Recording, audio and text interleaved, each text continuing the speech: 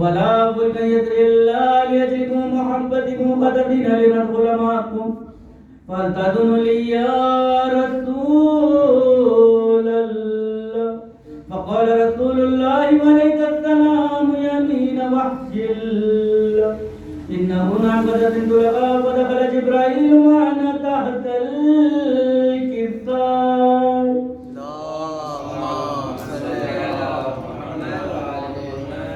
فقال لأبي إن الله قد أوحى إليكم يقول إنما يريد الله ليذهب عنكم الرجس على البيت ويطهركم تطهيرا.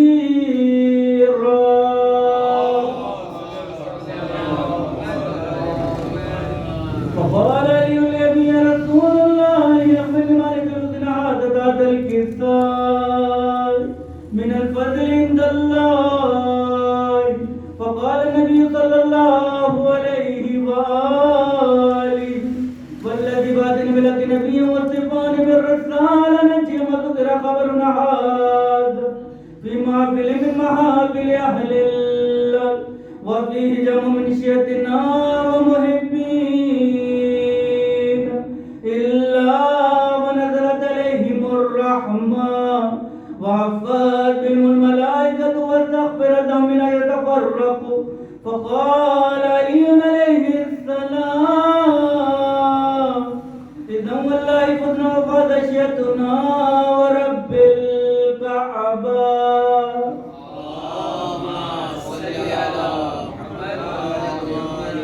فقال أمين رسول الله صلى الله عليه وآله يا لي والذي بعثني بلغ نبي وصفاني بالرسالة نجي وذكر خبرنا هذا بمحفل من محافل أهل الله وفيه جمع من شيعتنا ومحبين وفيهم محموم لله وفرج الله همه ولا مغموم لله وكشف الله غمه ولا طالب حاجة إلا وقضى الله حاجته. فقال علي عليه السلام إذا والله فضنا وصيدنا وكذلك شيعتنا فأتوصيت بالدنيا والآخرة ورب الكعبة.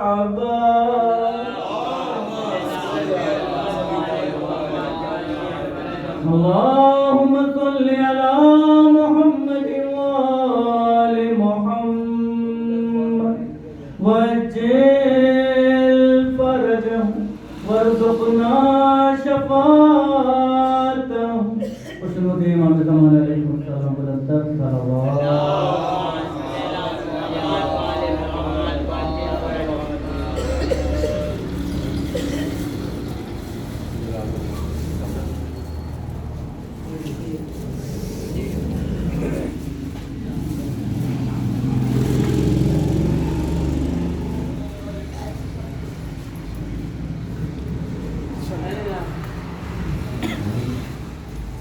محمد وآل محمد صلوات.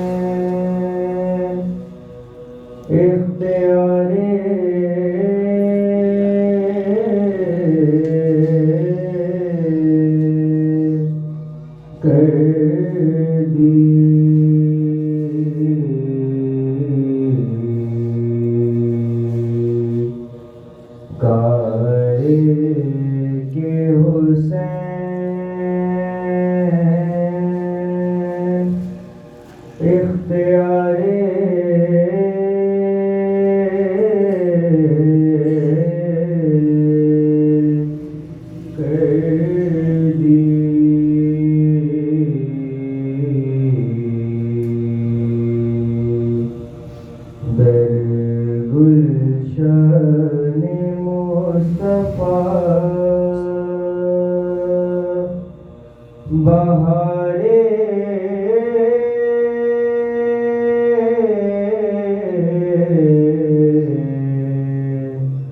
کر دی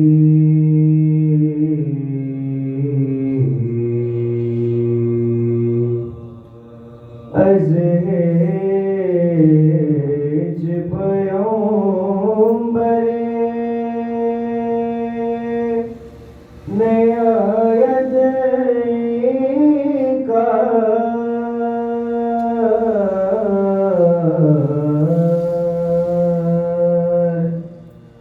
ازہج پیغمبر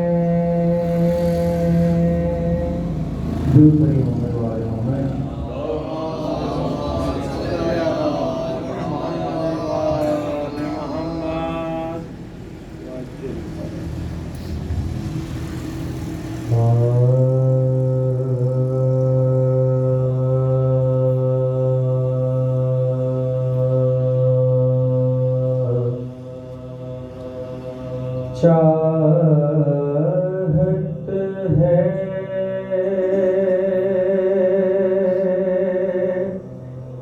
کہ مانو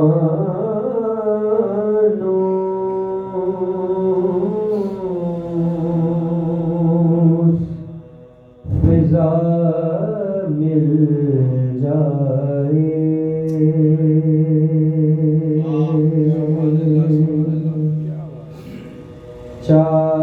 چاہت ہے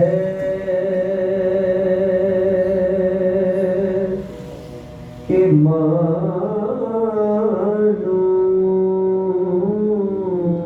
مانوس فضا مل جائے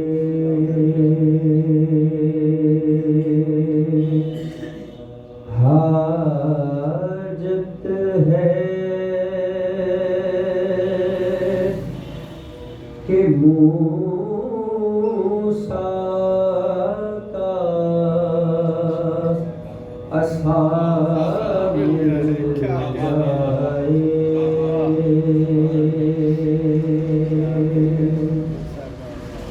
دریا میں ملے راستے بارہ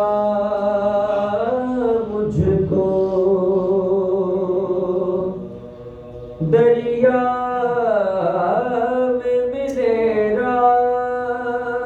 راستے بارہ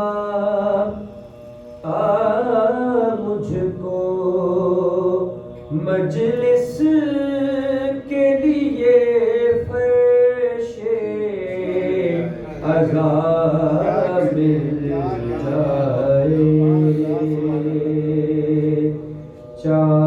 چاہت ہے اور محمد والے محمد صلوات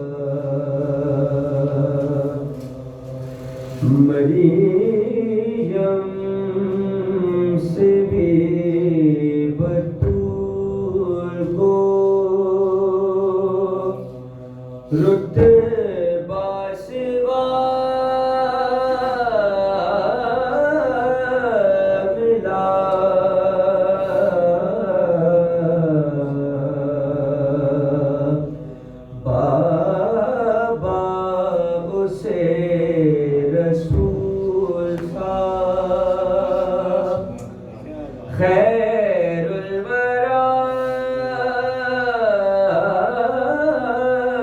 ملا بیٹا ہر ایک شہید رہے کبریا ملا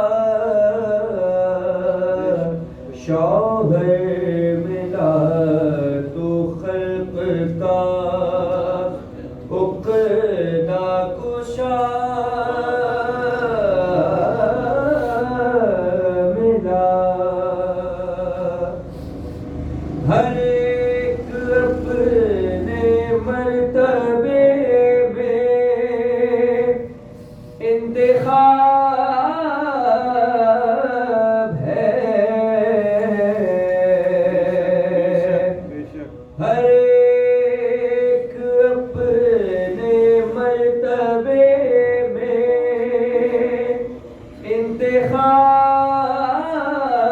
انتخاب ہے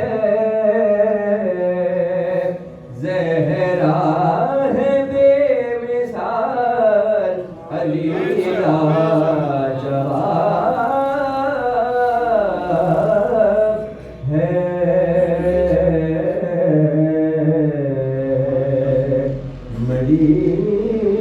مریم سے بھی بطول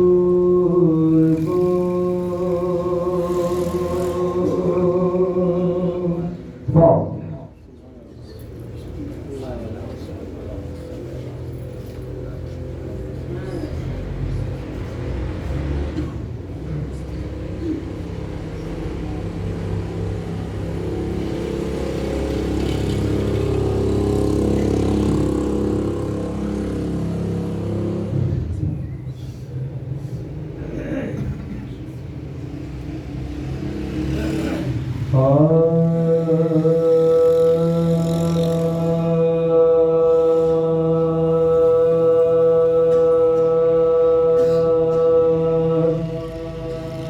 تاریخ ظلم و جور کی دیتی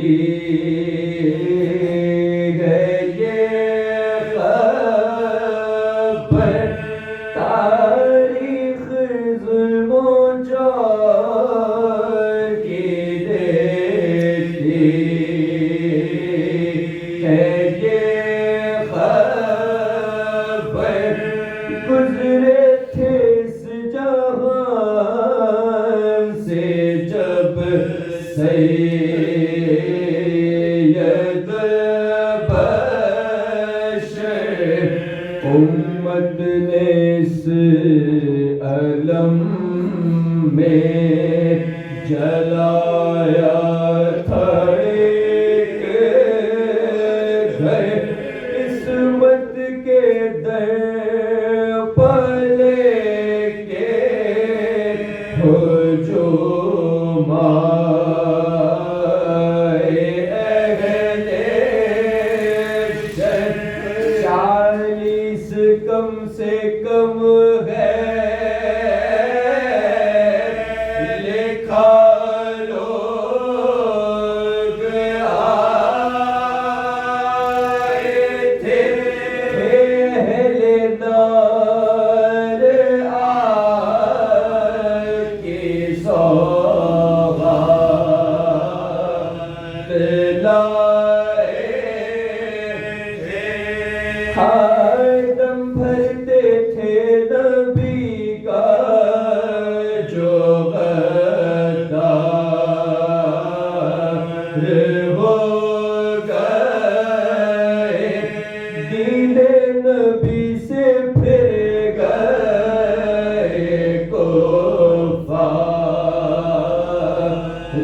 ہو گئے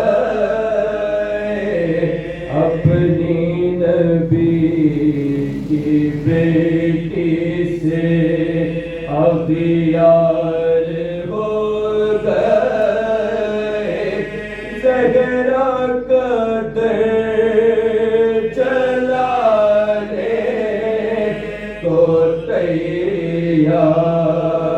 تیار ہو گئے بار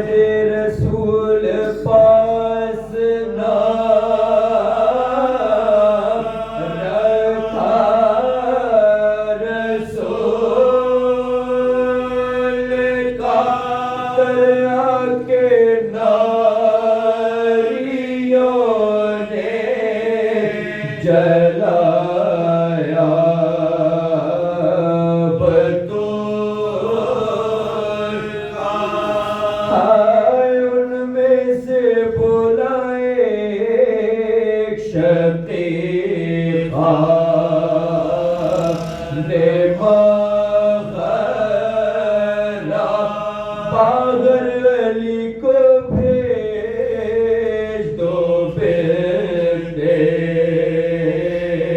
نبی شیطا ورنہ سبھی ڈرائیں گے گھر میں جلائیں گے باپ اب تو ہے آپ سے بھی نہیں کچھ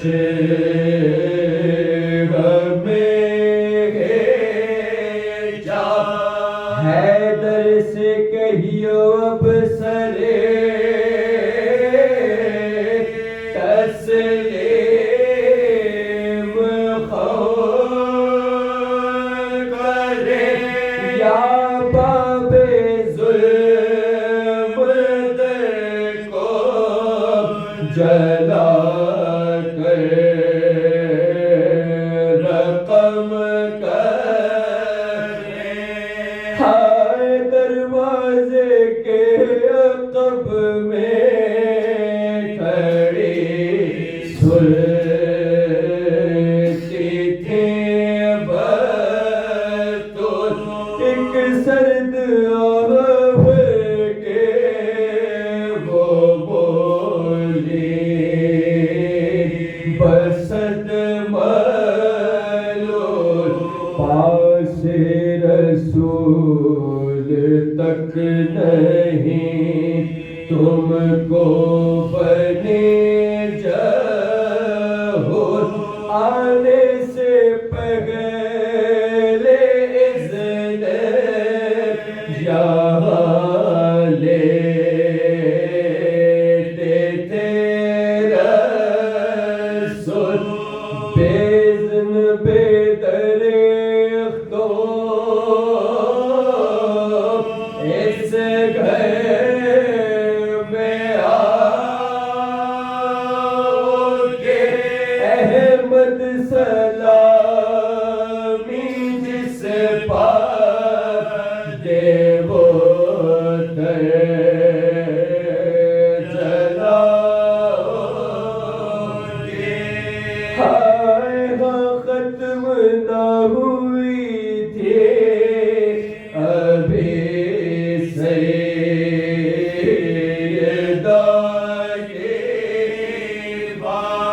آمادہ در جلانے کو سب تھے وہ بد سے وار اور در کو روکتی تھی وہ ہاتھوں سے اتنے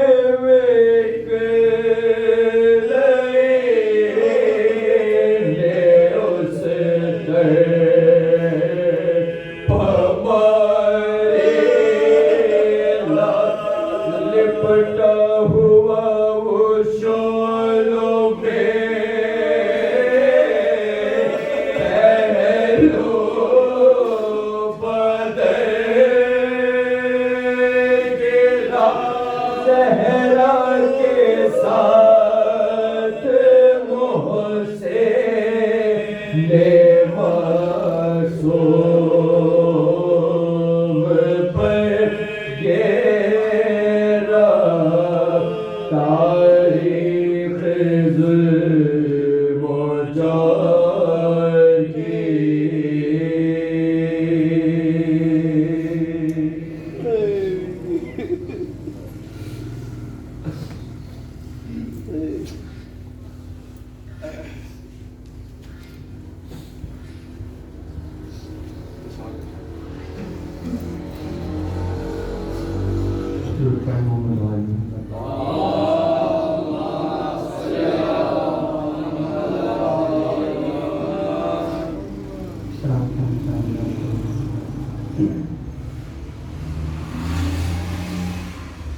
گر چکا در فاطمہ پر اب ہے زخمی محمد کی بیٹی ہائے ایک دن سر جھکائے اپنے حجرے میں بیٹھی ہوئی پھر حسین کے اماں سے کہنے لگے آنکھ میں کیوں ہے آنسو بتاؤ مجھے فاطمہ نے کہا میرے نور نظر آج اماں کی یاد آ رہی ہے مجھے سن کے ماں کی صدا دل تڑپنے لگا رو کے شبیر نے فاطمہ سے کہا کیوں چھوڑ جاتی ہے ماں کیوں چھوڑ جاتی ہے ماں ہے کیوں چھوڑ جاتی ہے ماں کیوں چھوڑ جاتی ہے ماں انگلی پکڑ کے چلایا سینے سے تم نے لگایا ان 3 سالوں میں اماں تم نے بہت کچھ سکھایا ماں سے بچھڑ کر جیتے ہیں کیسے کیا یہ بتاتی ہے ماں کیوں چھوڑ جاتی ہے ماں کیوں چھوڑ جاتی ہے ماں ہے کیوں چھوڑ جاتی ہے ماں کیوں چھوڑ جاتی ہے ماں جب سے لگاتا دیانا مشکل تھا مجھ کو سلانا جب ہاتھ دیکھا تمہارا تب جا کے میں نے یہ جانا ہو ہاتھ زخمی پھر بھی تھپک کر لوری سناتی ہے ماں کیوں چھوڑ جاتی ہے ماں کیوں چھوڑ جاتی ہے ماں ہے کیوں چھوڑ جاتی ہے ماں کیوں چھوڑ جاتی ہے ماں دروازہ جب سے گرا ہے پہلو شکستہ ہوا ہے ٹوٹی ہوئی پسلیاں ہیں شبیر سب جانتا ہے تکلیف میں ہوں بچوں کو اپنے کب یہ بتاتی ہے ماں کیوں چھوڑ جاتی ہے ماں کیوں چھوڑ جاتی ہے ماں ایک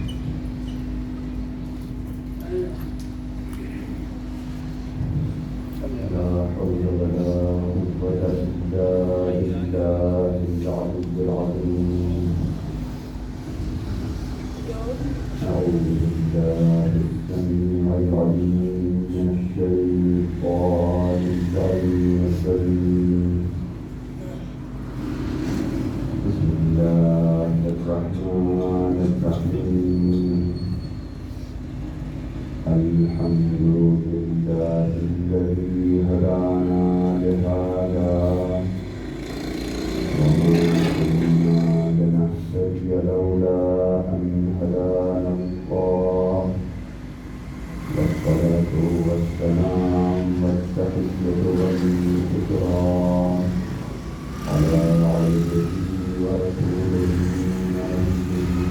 أمينه سيدنا ومولانا ومقتدانا أبي القاسم المصطفى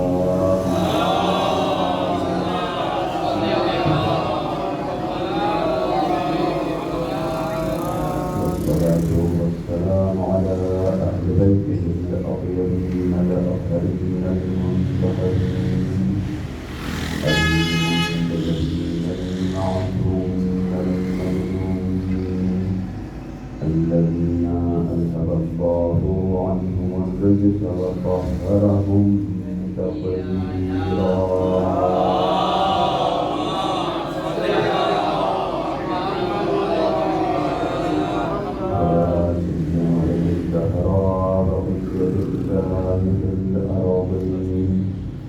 روحي وأرواح العالمين الإكرام عظمة السلام واللعنة الدائمة والأبدية على أعدائهم أجمعين.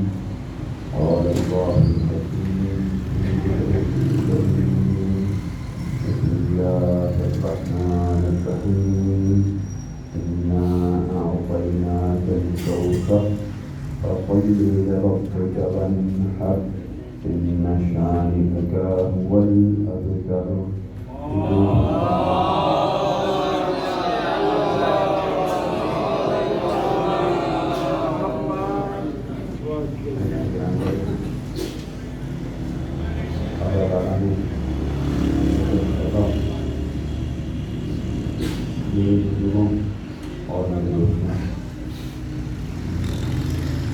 آپ حضرات کے سامنے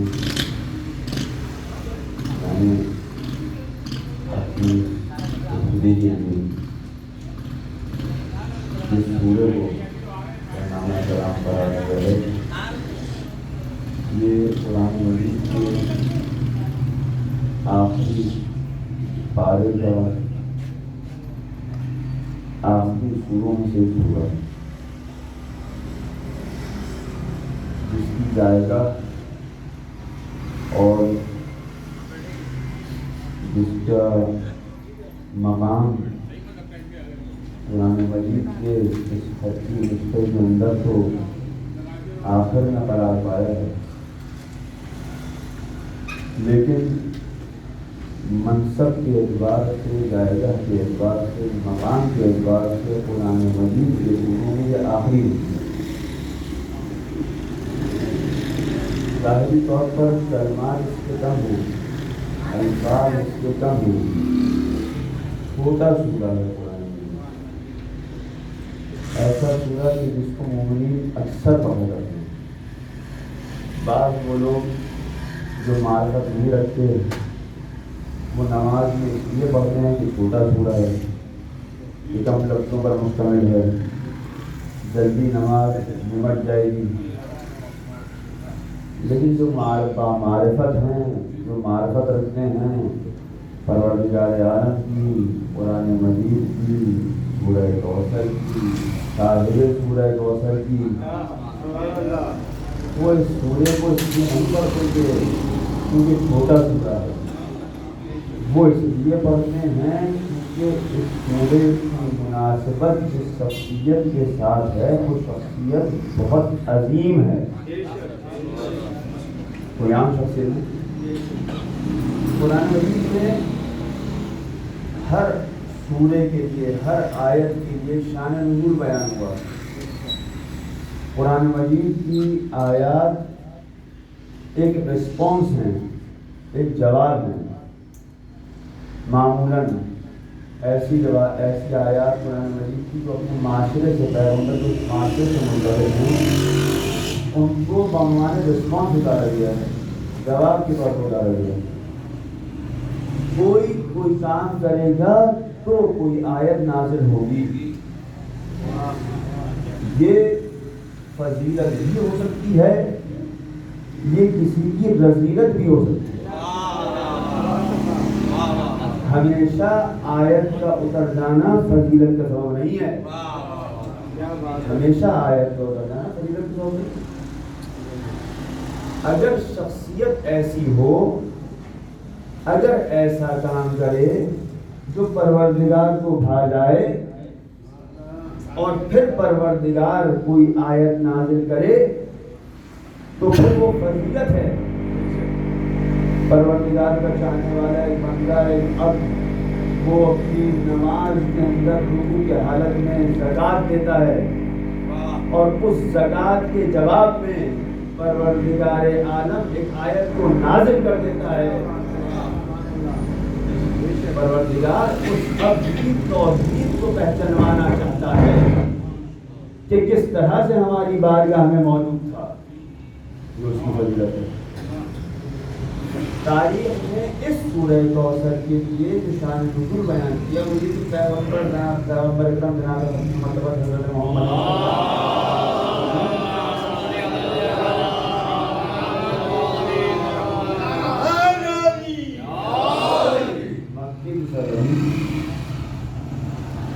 کعبے کے پاس مسجد الحرام،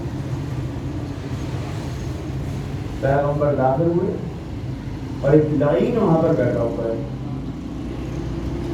کعبہ ہے، کعبے کے پاس موجود ہے، ممکن ہے کعبے کے اندر بھی ہو، خالی کسی مقدس مقام سے نزدیکی اختیار کر لینا، ظاہری طور پر نزدیک ہو جانا فضیلت کا سبب نہیں ہوتا۔ یہ سارے کے سارے ابو جہل، یہ سارے کے سارے پیغمبر کے دشمن، یہ سب کعبے کے اطراف میں گھوما کرتے تھے، لیکن کیا ان کے لیے فضیلت ہے یہ؟ وہ سارے بت جو جب تک کہ وہ بت شکن کے ہاتھ سے ٹوٹ نہ گئے کعبے کے اندر رکھے جاتے تھے، تو ان کا احترام شروع ہو جائے گا۔ اور یہ بھی وہیں پر بیٹھا ہوا، پیغمبر وارد ہوئے اور اس نے پیغمبر کے ساتھ تان کی زبان پڑھی، پیغمبر کو تانا دیا، کیسا تانا جو مسئلے میں پروردگار جو ظاہری طور پر انسان کے اختیار وہ کیا ہے؟ پیغمبر کی ظاہری طور پر اس دنیا میں کوئی اولاد نہیں، اس نے کیا کہا؟ ابتر، ابتر یعنی تم مریدہ، تم مریدہ یعنی ایک ایسا انسان کہ جس کی باقی کوئی نسل نہ ہو، جس کی نسل منقطع ہو جائے۔ پیغمبر کی کوئی اولاد نہیں ہے ابھی تک، پیغمبر کی ابھی تک کوئی اولاد نہیں ہے، جو بیٹے پیدا ہو رہے ہیں ان کا انتقال ہو رہا ہے۔ اب جب بیٹوں کا انتقال ہو گیا تو نسل یہ بیٹے سے، آج بھی یہ نسل اگر چلے گی تو بیٹے سے چلے گی، یہ ہمارا معاشرہ چھوٹے نہیں سمجھتا ہے۔ یہ بات پیغمبر کے دل پر جا کر چھپ گئی کہ پیغمبر جو کہ اللہ کا آخری نبی ہے، اللہ کا محبوب نبی ہے، اس سے بافضیلت کوئی نبی نہیں ہے، ساری کائنات خلق کی ہے اس کی خاطر، پروردگار اس کو ایک اولاد نہیں ہے۔ یہ بات پیغمبر کے لیے نہ اس وجہ سے کہ پروردگار نے اولاد نہیں دی، اس وجہ سے کہ پروردگار نے اگر مجھے اولاد نہیں دی تو یہ مجھے ابتر کہہ رہے ہیں۔ اب محبوب کے دل میں کوئی بات آ رہا ہے، کوئی تان دے، کوئی تشریح کرے، اگر اس کا چاہنے والا جواب نہیں دے گا تو کون دے گا؟ اس وقت پروردگار عالم اس عاص بن وائل نامی ملعون کو جواب دیا، فوراً جواب نہیں دیا۔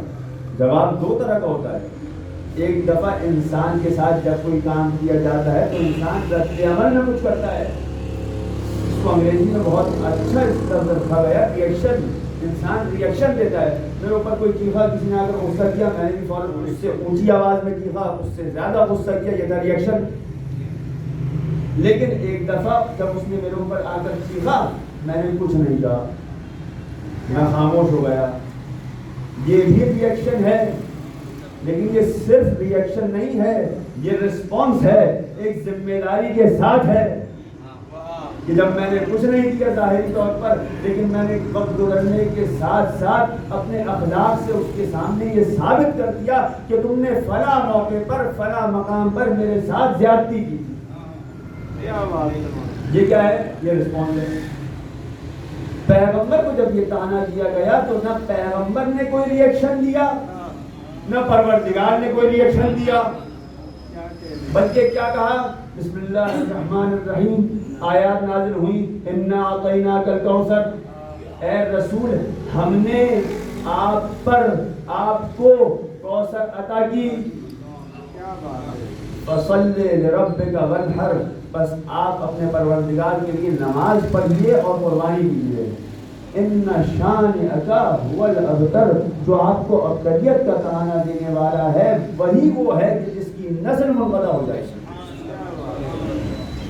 طعنہ دیا گیا پیغمبر کو، جواب دے رہا ہے پروردگار۔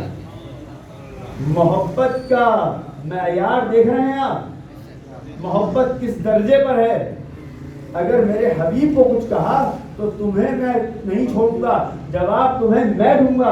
اس انتظار میں مت رہنا کہ میرا حبیب آ کر کچھ کہے گا، اس انتظار میں مت رہنا۔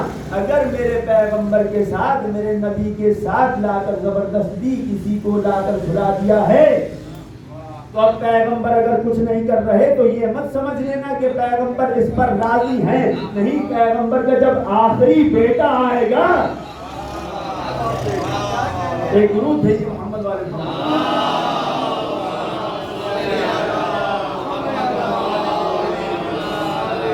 کیوں؟ کیونکہ ہم ریئیکشن کرنے کی عادی نہیں ہیں، ہم رسپانس دیتے ہیں۔ ہم فوراً رد عمل نہیں دیں گے، بلکہ ہم تمہیں سمجھائیں گے، تم لوگوں کو اس بات پر قانع کر دیں گے کہ وہ ان کا مقام نہیں تھا جہاں پر ان کو دفنا دیا گیا۔ یہ سورہ کب نازل ہوا؟ یہ سورہ اس وقت نازل ہوا ہے کہ جب عرب اپنی فصاحت و بلاغت کے اندر اپنے اوج پر، اس میں ان کو کوئی مار نہیں مل سکتا، اس پر ان کو فخر ہے۔ اور آپ دیکھیے ہر نبی کو، ہر نبی اپنے زمانے کے اعتبار سے منفرد رہا ہے۔ اس کے لیے جو مشہور مثالیں جناب موسیٰ سلام اللہ علیہ، حضرت موسیٰ سلام اللہ علیہ یہ زمانے میں جادو اپنا عروج پر تھا، لوگ جادو دکھایا کرتے تھے، چشمندی کیا کرتے تھے، لوگوں کو اس سے دھوکہ دیتے تھے، لوگوں کے اوپر اس سے غلبہ حاصل کیا کرتے تھے۔ تو کیا کیا جائے؟ جناب موسیٰ کو پروردگار عالم نے کچھ جادو سے ملتے جلتے، جادو نہیں، جادو کی طرح کے معجزے عنایت کیے۔ کیا؟ اپنے ہاتھ کو بھر میں نکالو، چمک رہا ہوگا، یہ تمہارا اثر ہے، زمین پر مارو یہ اجزا بن جائے گا، اس کو دریا پر مارو یہ دریا کو خشک کر دے گا، راستہ بنا دے گا اس طرح سے کہ دریا کے نیچے پڑی ہوئی مٹی ریت بن کر اڑنے لگے گی۔ اس مرحلے کا، اس عصا کا معجزہ تھا جناب عیسیٰ سلام اللہ علیہ۔ کیا ہے؟ جب اپنے عروج پر ہے، لوگ علاج کرتے ہیں، برے سے برا مریض آ جائے، بڑے سے بڑا مرض لے کر آ جائے، اس کا علاج کر دیتے ہیں۔ وہاں پر وہ کس کا علاج کر رہے ہیں؟ وہ نابینا کو بینا بنا رہے ہیں، وہ مرے ہوئے کو زندہ کر رہے ہیں۔ جو کام کوئی طبیب نہیں کر پا رہا وہ کام عیسیٰ کر کے دکھا رہے ہیں۔ اسی طرح سے آپ جنم کے تھوڑی دیر چلے جائیے، ان کی طرح چلے جائیے، وہاں پر بھی آپ کو اسی طرح کی معجزات ملیں گے۔ اب پیغمبر کہاں ہیں؟ جزیرۃ العرب میں۔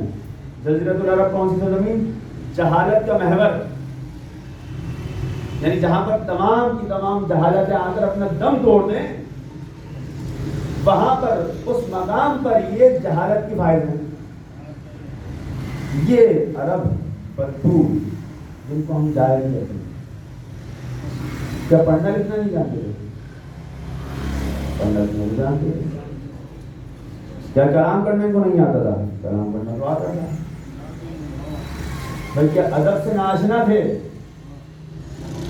با ادب تھے۔ ادب سے مراد زبان کے ادب کی بات کر رہا ہوں. کیا زبانی ادبی قواعد سے آشنا نہیں تھے؟ آشنا تھے. کیا نثر میں کلام نہیں کر سکتے تھے؟ کر سکتے تھے. کیا شعر و شاعری نہیں کر سکتے تھے؟ شعر و شاعری کر سکتے تھے. کیا نثر اور شعر و شاعری کے درمیان کی چیز انجام نہیں دے سکتے تھے؟ دے سکتے تھے. کلام کرتے ہیں تو اس طرح سے کہ انسان سامنے والا جب کوئی سوال کرتا ہے تو جواب بھی شعر کی صورت میں دیا جاتا ہے. اور ان کا بچہ ہی کام کرتا ہے. اس لیے اپنے آپ کو کیا کہا؟ عرب. عرب یعنی کون؟ یعنی جو کلام کر سکے، تکلم کر سکے، جو بات کر سکے. اور اپنے علاوہ جتنے بھی ہوں سب کے سب کیا؟ وہ سب کے سب عجم. عجم یعنی گونگے، بہائم، جن کو کوئی کام کرنا نہیں آتا. چار پایوں کو، جانوروں کو بہائم کہا گیا اسی لیے کہ وہ بات نہیں کر سکتے. بہائم بھی بہائم، جانور بھی بہائم، اور عربوں کے نزدیک ان کے علاوہ غیر عرب بھی بہائم. یعنی بات کرنے کا ہنر تو صرف ہمیں آتا ہے اور کسی کو آتا ہی نہیں ہے. اس مقام پر جہاں پر یہ فخر کرتے ہیں اپنی زبان کے اوپر، اس مقام پر پروردگار عالم معجزہ بھیجے تو کیا بھیجے؟ معجزہ پروردگار کا اسی کلام سے مربوط ہونا چاہیے، بات سے مربوط ہونا چاہیے، اسی فن سے مربوط ہونا چاہیے. پروردگار نے کیا کلام دیا؟ کے سامنے کلام کو لے رہے ہیں جو شدت ہے. بسم اللہ الرحمن الرحیم. قل هو الله احد الله الصمد لم يلد ولم يولد ولم يكن له كفوا احد. یہ عرب قرآن مجید کے معارف کو سمجھ رہے تھے. سورہ توحید میں جو توحید بیان کی جا رہی ہے یہ اس کو سمجھ رہے تھے.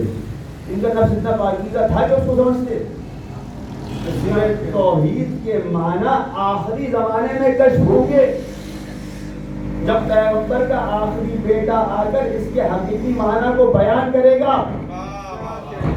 کہ سورہ توحید تو اپنے معنی کو اس وقت بیان کرے گی کہ میرا مطلب کیا ہے.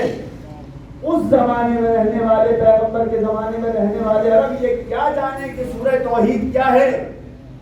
لیکن اس کے باوجود جب سورہ توحید کو سنتے ہیں تو دس بدلتا ہے، انگوش بدلتا ہے کہ کیا کریں.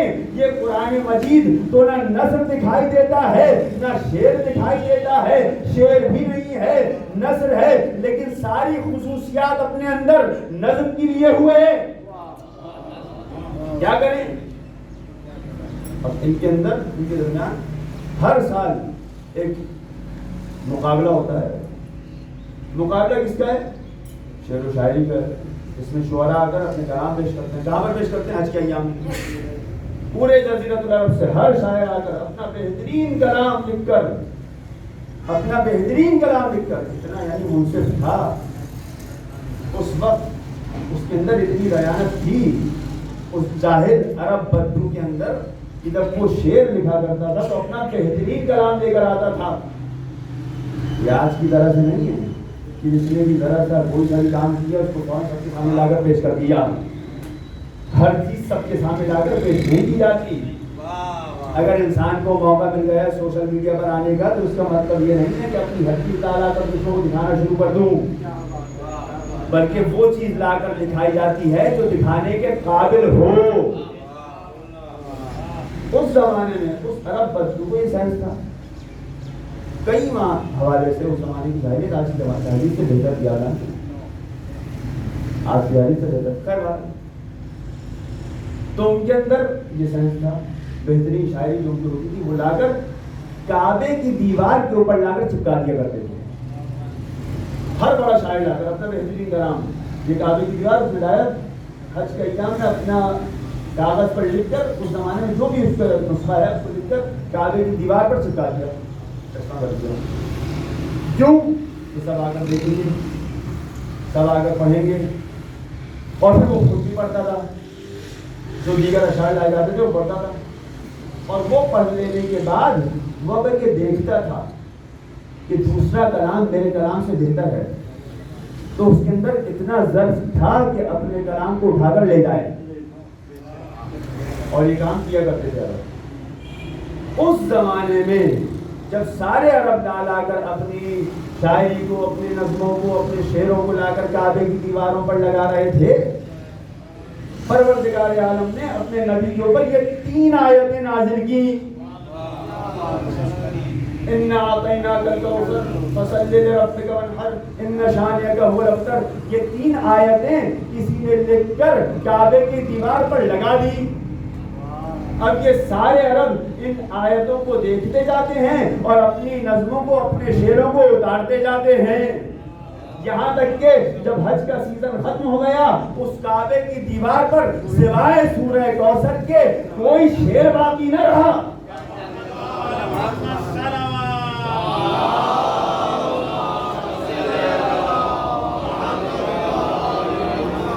جب یہ سورہ کوثر شعر نہیں ہے، یہ شعر نہیں ہے، لیکن اس کے اندر شعر کی تمام خصوصیات پائی جاتی ہیں اور اس سے زیادہ وسیع بھی ہے. وہ دیکھ کر انہوں نے کیا کیا؟ اپنی شاعری کو اتار دیا. اب کیا ہے 3 آئے رہ گئے اور ہر لکھنے والا، ہر شاعر، ہر اپنے فن کا ماہر. میں آپ کے سامنے آ کر کچھ علمی اصطلاحیں استعمال کروں یہاں پر، بہت ہی علمی اصطلاحیں. آپ کیا کہیں گے؟ مولانا کیا ہے، کیا بہترین سالوں سے پڑھ رہا ہے، بہت علم کی بات. توحید کے بارے میں یہی الفاظ میں استعمال کیے. یہ ہوتے کیا ہیں؟ میں اس کی وضاحت نہ دوں تو ان بھاری بھاری لفظوں کے سے آپ لوگ معروف ہو جائیں گے یا نہیں ہو جائیں گے؟ یہ سب سے آسان طریقہ ہوتا ہے آپ کو معروف کرنے کا. کیا آپ کے سامنے میں کچھ بھاری بھاری الفاظ استعمال کرتی ہوں، ہم جیسے لوگ بھاری بھاری لفظ استعمال کرتے ہیں، سنگین الفاظ استعمال کرتے ہیں، سامنے والا معروف ہو جائے گا کہ ہاں بہت عالم ہے، بہت علامہ ہے. یہ کام ان کے سامنے تو کیا جا سکتا ہے جو کچھ نہ جانتے ہیں. انسان دھوکہ ان لوگوں کو تو دے سکتا ہے جو نہ جانتے ہوں، لیکن جو جانتے ہوں اگر میں انہی اصطلاحات کا استعمال، حوضوی اصطلاحات کا استعمال علماء کے سامنے بیٹھ کر کروں اور غلط معنی میں کروں، اب وہ صحیح ہے یا غلط وہ تو علماء ہی بتائیں گے نا، عوام کو تو نہیں معلوم. اسی طرح سے پیغمبر کے زمانے میں جب سورہ کوثر نازل ہوئی تو وہ جاہل عرب بدو جو شاعری نہیں جانتے تھے انہوں نے اپنے کلاموں کو نہیں ہٹایا. وہ جو کہ اپنے کلام کے اندر خود اس بات کے قائل تھے کہ ہمارا کلام معجزہ ہے، انہوں نے آ کر سورہ کوثر کے سامنے اظہار عجز کیا اور یہ کہتے ہوئے دکھائی دیے ما ھذا کلام البشر، یہ کلام کسی انسان کا کلام نہیں ہے. ایک درود بھیجئے محمد والے محمد.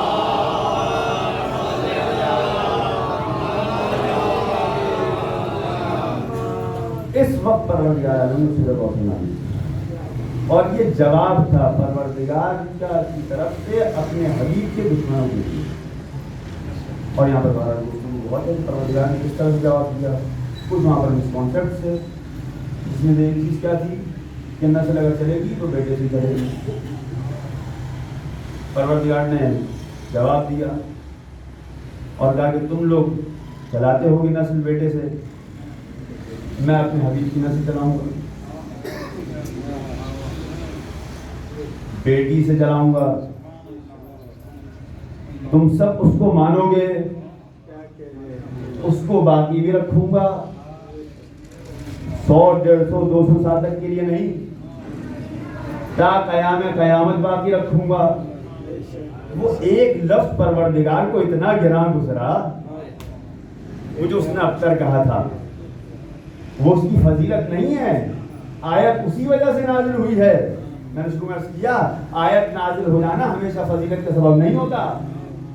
اس کے ایک لفظ کے اوپر پروردگار نے آیت تو نازل کر دی، لیکن جواب ایسا دیا ایسا دیا ایسا دیا کہ تا قیام یا قیامت یہ دیکھتے رہ جائیں کہ ان کے بڑوں نے کیا کیا تھا.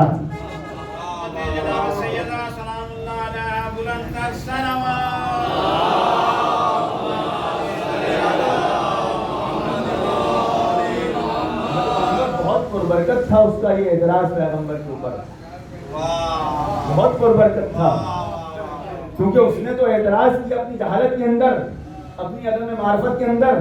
پروردگار نے اس ایک لفظ کے بدلے میں تا قیام قیامت پورے کفر سے مقابلے کا نقشہ کھینچ دیا.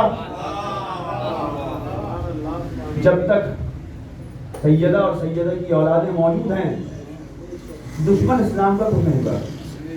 آج آپ دیکھ لیجیے جہاں کہیں پر بھی اسلام کے اوپر انگلی اٹھائی جا رہی ہے وہاں پر اگر کوئی دشمن کا سامنا کر رہا ہے تو یہی سیدہ کی اولادیں ہیں، چاہے وہ سیدہ کی نسبی اولادیں ہوں جو شجرے سے چل رہی ہیں، یا سیدہ کی حسبی اولادیں ہوں جو شجرے سے چل رہی ہیں، یا سیدہ کی وہ اولادیں ہوں جو سیدہ کے مکتب پہ رہ کر سیدہ کے مکتب کو زندہ کیے ہوئی ہیں۔ وہ کافر، وہ یہودی جو آج آ کر مولا کائنات کی ولایت کے سب سے بڑے اختلاف کرنے والے اور اس کا مقابلہ کرنے والے ہیں، ان کے مقابلے میں کھڑے ہوئے یہی سیاہ امامے والے ہیں، یعنی یہی سیدہ کا خون ہے جو آج سے مقابلہ کر رہا ہے، اور اسی نے ان کو زیر کیا ہوا ہے۔ بعض مثال آپ کو نظر آ رہی ہے اور ان کو مشکل سب سے زیادہ یہی سے آپ دیکھیے پورے عالم اسلام کے اندر تقریباً 57 ممالک جس میں ہمارا ملک شامل ہے، ان 57 ممالک میں سے اس کو کس سے مشکل اس ایک سے بھی نہ ہوتی، اس ایک سے بھی نہ ہوتی، اس ایک سے بھی اگر مشکل ہے تو اس لیے کہ وہ اعلان یہ کرتا ہے اشہد ان علی ولی اللہ، یا اس ایک سے ہے یا کچھ ایسی تنظیموں سے جو کہ اشہد ان علی ولی اللہ کہنے والی ہیں۔ کچھ ایک تنظیم معابر لبنان یا وہ ایک گروہ انصار اللہ کا، وہ یمن کے اندر ہے تو اہل سنت لیکن مولا کائنات کے افضلیت کے قائل، یہی مشکل ہے سب کے ساتھ۔ علی کو کیسے قبول کرتے ہو تم لوگ؟ ان سے علی ہضم نہیں ہوتا، اور کیونکہ علی ہضم نہیں ہوتا اپنے دل میں موت کا خوف لیے بیٹھے ہیں، بھول گئے کہ اگر کوئی علی والا ہے تو اس کے دل میں موت کا خوف نہیں ہے، وہ موت سے ملنے کے لیے اس طرح سے تڑپ رہا ہے جیسے بچہ ماں سے ملنے کے لیے تڑپتا ہے۔ اسی لیے جب ان کو ڈرایا جاتا ہے یہ اتر کر میدان میں آتے ہیں کہ آؤ ہم تمہارا سامنا کریں، بالکل اسی طرح سے کہ جس طرح سے ہمارے جد علی نے تمہارے اجداد کا مقابلہ کیا تھا۔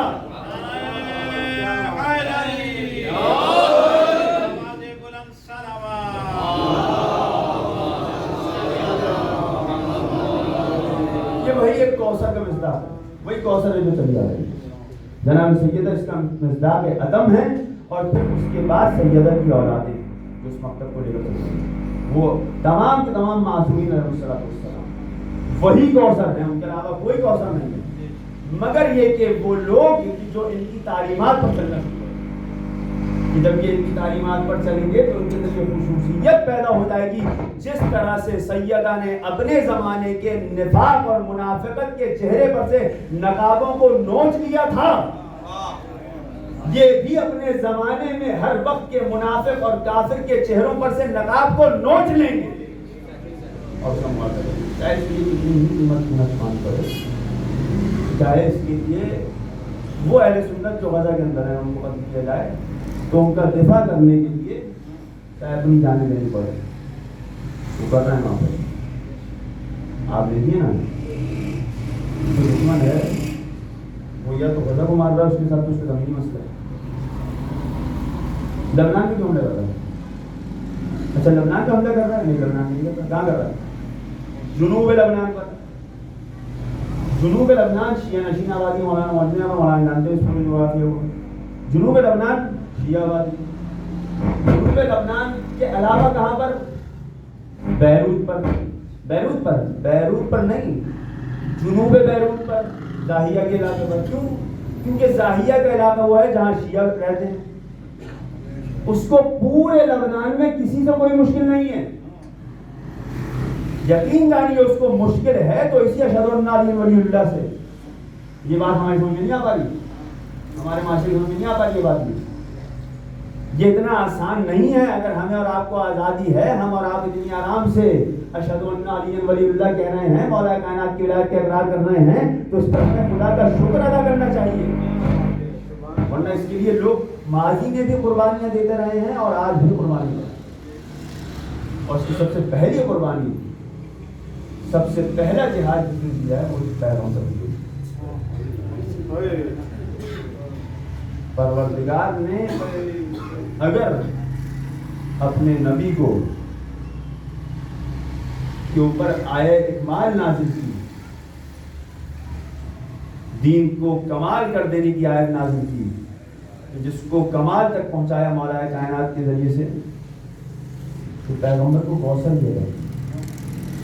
کیوں؟ کیونکہ پیغمبر آپ کی ایک کوثر ہی ہے جو اس اکمال دین کی حفاظت کرے گی. اگر حفاظت کرنے والا نہ ہو تو اس چیز کا باقی رہنا مشکل ہو جاتا ہے. کسی چیز کو بنا دینا آسان ہے، اس کو باقی رکھنا، اس کی حفاظت کرنا، یہ سخت ہے. اور اس لیے پروردگار عالم نے عجیب سنت قائم کی. آپ دیکھیں گے کہ دشمن سے مقابلے کا سلسلہ، دشمن سے مقابلہ ہوتا ہے تو لڑنے کے مقابلے میں کون جاتا ہے؟ مرد جاتے ہیں. یہی رائے ہے، پہلے بھی یوں ہے، اور ان 75 یا 95 دنوں کے علاوہ اس کے بعد بھی ہوتا ہے.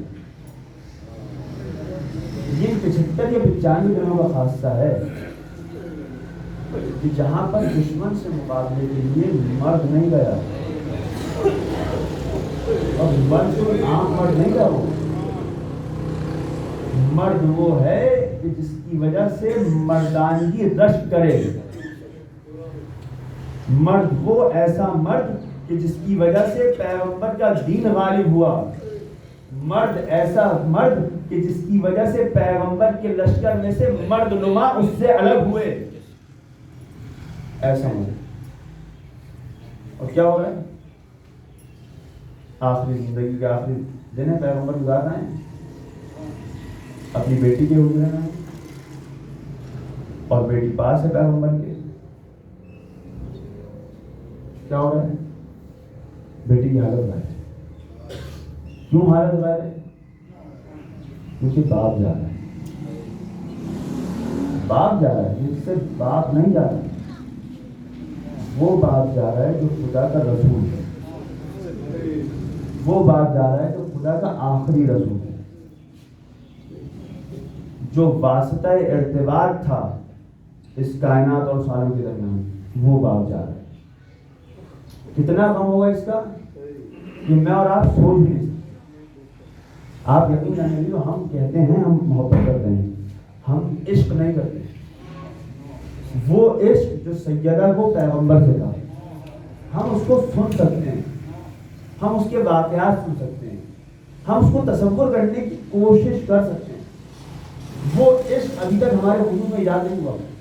ورنہ یقین جانیے اگر وہ عشق ایجاد ہو جائے تو ممکن نہیں ہے کہ انسان معصوم کے بغیر ایک لمحہ زندگی گزارے. ممکن نہیں. اور اس کی جیتی جاتی مثال جناب سیدہ. تاریخ کہتی ہے کہ جب جب پیغمبر اس دنیا سے چلے گئے تو کانت معصبۃ الرأس وناحلۃ الجسم وغشی علیہا ساعۃ بعد ساعۃ. تاریخ کہتی ہے کہ جب پیغمبر اس دنیا سے چلے گئے تو بی بی کے اوپر ہر کچھ دیر کے بعد غشی تاری ہوا کرتی ہے.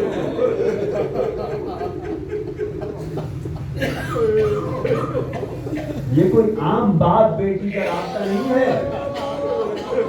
یہ بیٹی سیدہ ہے، یہ باپ رسول اللہ ہے، اور یہ محبت دو طرفہ ہے. جس طرح سے باپ بیٹی سے محبت کرتا ہے اسی طرح سے بیٹی باپ سے محبت کرتی ہے. آپ میں سے اکثر لوگ باپ ہیں، جانتے ہیں کہ باپ کی محبت اولاد کی نسبت کیا ہوتی ہے، لیکن اولاد نہیں سمجھتی اس کو. اولاد نہیں سمجھتی. اولاد اس وقت تک نہیں سمجھتی کہ جب تک خود ماں یا باپ نہ بن جائے، اور پھر سوائے اپنے آپ کو کوسنے کو اس کے پاس کوئی چارہ نہیں ہوتا. لیکن سیدہ وہ ہستی ہیں جو کہ بچپنے سے سمجھتی ہیں کہ میرا باپ مجھ سے کتنی محبت کرتا ہے.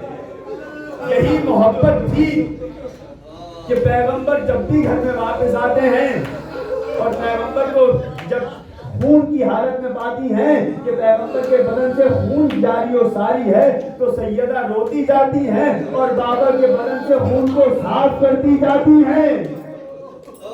یہ وہی ماں کا کردار ہے کہ جس کی وجہ سے پیغمبر نے اس بچی کو ام ابیہا کہا تھا. سیدہ صرف اس غم میں نہیں ہے کہ باپ چلا گیا، بلکہ سیدہ اس غم میں بھی ہے کہ جس طرح سے ایک ماں کے لیے اولاد چلی جاتی ہے اور یہ صورتحال کس وقت ہے؟ ابھی تک جناب محسن اس دنیا سے نہیں گئے ہیں. میں اس سے پہلے کی بات کر رہا ہوں. تاریخ نے جو کہا ابھی صرف پیغمبر گئے ہیں. پیغمبر کے جانے کے بعد کانت معصبۃ الراس وناحلۃ الجسم. معصبۃ الراس یعنی کیا؟ یعنی ہر وقت سیدہ کے سر پر پٹی بندھی رہتی تھی. یعنی میری شہزادی ہر وقت سر درد میں مبتلا ہے اور گریہ اس طرح سے کر رہی ہے کہ غشیہ علیہا ساعتن بعد ساعتن. ہر کچھ دیر کے بعد غشی طاری ہو جاتی ہے اور گریہ کر کر کے یہ حالت ہو گئی ہے کہ ناحلۃ الجسم کہ پورا بدن پگھل چکا ہے. حق کیا تھا؟ جب کسی گھر میں میت ہو جائے, جب کسی گھر میں موت ہو جائے تو اب کیا ہے کہ پڑوسی آس پاس کے لوگ محلے دار آئیں. کیا نہیں آئے؟ آئے. مدینے میں آئے, ایسا نہیں کہ نہیں آئے. رسم کیا ہے کہ جس گھر میں میت ہو جائے, موت ہو جائے, اس گھر سے دھواں نہ اٹھے. دھواں نہیں اٹھا, دھواں نہیں اٹھا, چولہے کا دھواں نہیں اٹھا, لیکن دھواں اٹھا. کیسا دھواں اٹھا؟ وہی لوگ جو پیغمبر کے یہ حلقہ کیے رہتے تھے وہ پیغمبر کے بعد پیغمبر کی بیٹی کے دروازے پر آئے اور خالی ہاتھ نہیں آئے, جلتی ہوئی لکڑیاں لے کر کے آئے. کیوں؟ آواز دے رہے ہیں علی کو باہر نکالو ورنہ اس گھر کو آگ لگا دیں گے. اور انہوں نے ایسا کہا نہیں, یہ آگ لا کر دروازے پر ڈال دی. کسی نے کہا ارے اس گھر میں حجت اللہ البالغہ سیدہ رہتی ہیں, ارے حسن و حسین پیغمبر کی اولادیں رہتی ہیں, تو ملعون کہتا ہے کہ ہوا کرے ہم پھر بھی اس گھر کو آگ لگا دیں گے. پروردگار کی مصلحت یہ ہے کہ مولا کائنات گھر سے باہر نہ آئے. اب مولا کائنات گھر سے باہر نہیں آ رہے تو اب کیا ہو, کس طرح سے جواب دیا جائے؟ پیغمبر کی بیٹی اٹھی, پیغمبر کی دختر نے قیام کیا, دروازے پر آئی, کلام کرنا شروع کیا. تاریخ کہتی ہے کہ بی بی یہ توقع نہیں کر رہی تھی کہ یہ آ کر دروازے کو گرائیں گے. اگر آپ کو اندازہ ہو کہ آپ کے اوپر حملہ ہونے والا ہے, آپ کے اوپر کوئی جسارت کرنے والا ہے, تو انسان اپنے آپ کو تیار کر لیتا ہے جس سے اس کے بدن کو نقصان کم ہوتا ہے, اپنے آپ کو بچا لیتا ہے. تاریخ کہتی ہے کہ بی بی اس بات کی توقع نہیں کر رہی تھی کہ پیغمبر کے جاتے ہی کہ امت کس طرح سے اتنا بڑا قدم اٹھائے گی. یہی سبب بنا کہ پیغمبر دادی دروازے پر آئی, کلام کرنا شروع کیا. ارے میرے چیتے جی, علی کو لے کر نہیں جا سکتے, اتنا سننا تھا کہ ایک لائن نے دروازے پر لاش ماری. پیغمبر کی بیٹی اسی مدینہ میں نروبر مدینہ کے درمیان, ارے پیغمبر کا پھول مسلی آیا.